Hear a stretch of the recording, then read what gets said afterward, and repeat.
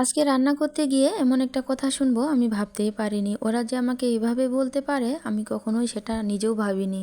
তো কি হয়েছে আর কে আমাকে কি বলছে সেটা আপনারা ভিডিও শেষে জানতে পারবেন। এর জন্য আপনাদেরকে ভিডিওটি কন্টিনিউ করতে হবে শেষ পর্যন্ত।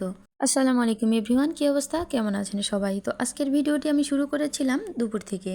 ভিডিও শুরুতে দেখতে পাচ্ছেন আমার হাতে দুমুঠো শাক। এই শাকটাকে আপনারা কি নামে চিনেন বা কে কে চিনে থাকেন একটু কমেন্টে বলবেন অবশ্যই।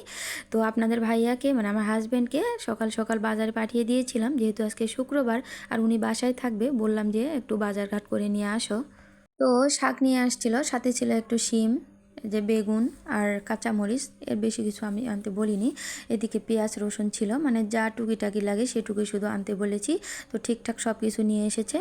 আমি এদিকে রান্নাটাও বসিয়ে দিয়েছি। প্রথমে আমি মাছ রান্না করে নিচ্ছি, যেহেতু বাজার থেকে মাছ নিয়ে আসছিল।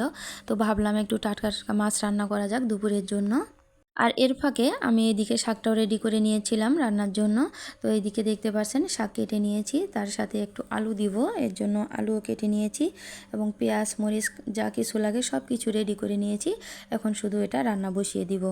মাছ রান্নাটা হয়ে গেছে, এখন আমি শাক রান্না করব। তো প্রথমে আমি কড়াইতে খানিক পরিমাণ তেল দিয়ে নিয়েছি এবং এরপরে পেঁয়াজ মরিচগুলো ভালোভাবে ভেজে নিয়েছি। তার সাথে কিন্তু কাঁচা রসুনও দিয়েছিলাম কুচি করে, যেটা না হলে কিন্তু শাকটা একেবারেই খেতে মজা হবে না।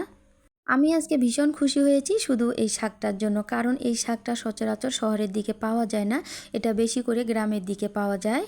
আমার তো মনে হচ্ছিল শাকটা কখন রান্না হবে আর আমি কখন খাবো। আসলে শাক থেকে এত একটা ঘ্রাণ বের হচ্ছিল, অনেক ভালো ছিল ঘ্রাণটা।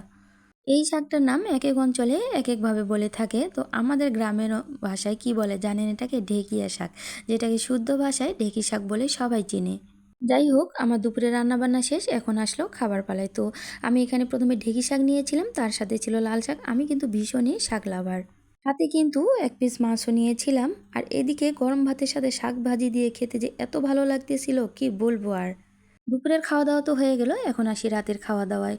তো শুক্রবার মানে তো স্পেশাল ডে, যদিও প্রত্যেকটা দিনে আমার কাছে স্পেশাল ডে মনে হয়, কিন্তু শুক্রবারটা একটু বেশি ইম্পর্ট্যান্ট, মানে বেশি স্পেশাল। আমার মেয়ে তো বলে শুক্রবারে নাকি বিরিয়ানি ছাড়া জমেই না। তো আজকে বলা হয়েছিল যে গরুর মাংসের বিরিয়ানি খাবে, শুধু আমার মেয়ে না, বাবা মেয়ে দুজনেই বলেছে। সন্ধ্যার দিকে একটু ব্যস্ত থাকার কারণে আমি রান্নার ফুল ভিডিওটি করতে পারিনি, শুধু লাস্ট ফিনিশিংটা দেখাচ্ছি। মাংসটা আমি আগে রান্না করে নিয়েছি এবং পরে সম্পূর্ণ রান্নাটা আমি রাইস কুকারে করেছি। আর এদিকে খাওয়ার জন্য আমার মেয়ের নাকি তর্স হয়েছিল না, ওর জন্য একটু বেড়ে নিচ্ছি প্লেটে। দেখেন কি সুন্দর একটা কালার চলে এসেছে। এখন বলি আজকে আমাকে কি বলা হয়েছিল। আমার হাজব্যান্ড আমার মেয়ে বিরিয়ানি খাওয়ার পরে আমাকে বলেছিল আমি নাকি শেফ হয়ে গেছি, মানে শেফদের চাইতেও কম না আমি। আর এদিকে আমি ওদের দেখা দেখি প্লেট ভর্তি করে বিরিয়ানি নিয়েছি এবং খাওয়া শুরু করে দিয়েছি। তো আজকের ভিডিওটি কেমন লাগলো অবশ্যই জানাবেন। আপনারা সবাই ভালো থাকবেন। আসসালামু আলাইকুম।